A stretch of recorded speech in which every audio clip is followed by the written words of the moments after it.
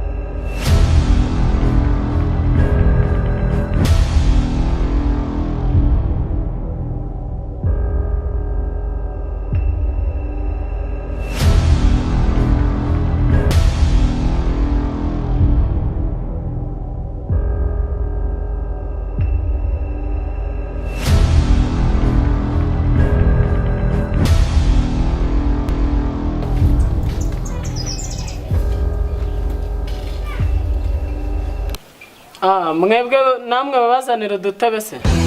Oya G, maniga ntabwo dushaka kwicara we ahubwo dukoreza izuri niga zacu tuzitembemo ubundi twikomereza. Hari ibirenze ibyo kwicara twe twarabirenze nk'abantu reba ariko ibikwafu tuba turiho nta bintu byinshi byari.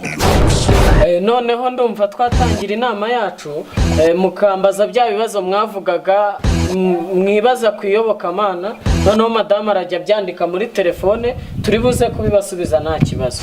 Ikibazo cya mbere G, ikibazo mfite mwawe nk'G wemera yuko Yesu yapfuye cyangwa?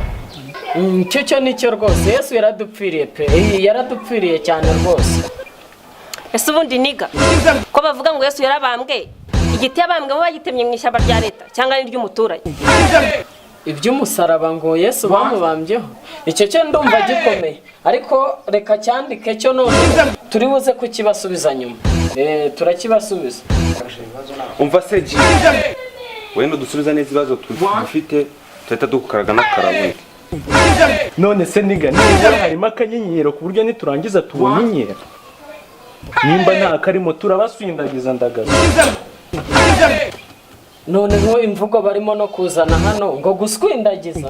Mbasa kari amaniga. Yego ko nabo ku mihanda koko. Ni ku muhanda. Nawe undi muntu ufite ikibazo mukimbwire dukomeze. Ninjye ufite ikibazo. Ninjye ufite muve mu Pastor nako G wacu. Ubone njye mfite ikibazo cya mbere nibaza.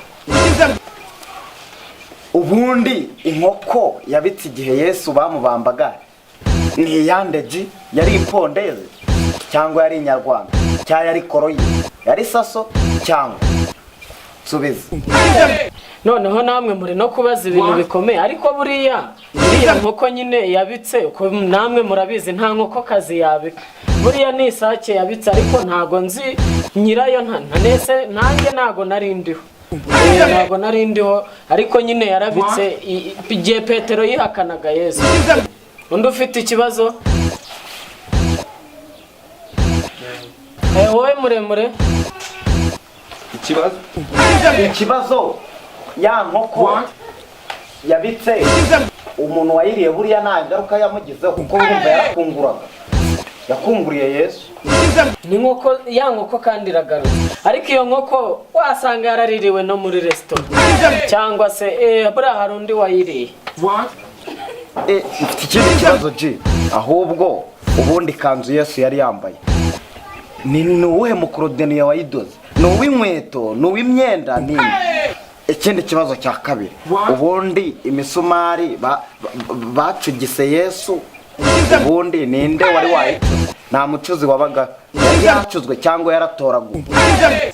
Aba bantu bafite n'ibibazo byinshi. Harya hari ikindi wanditse? Nacyanditse. Noneho reka tujye gusubira mu nyigisho zawe ndumva bikomeye. Se pasiteri nawe araducomotse bana, ariko reka tubareke tube tugiye kwiswindagirira online iki tunacoma ariko ni iki.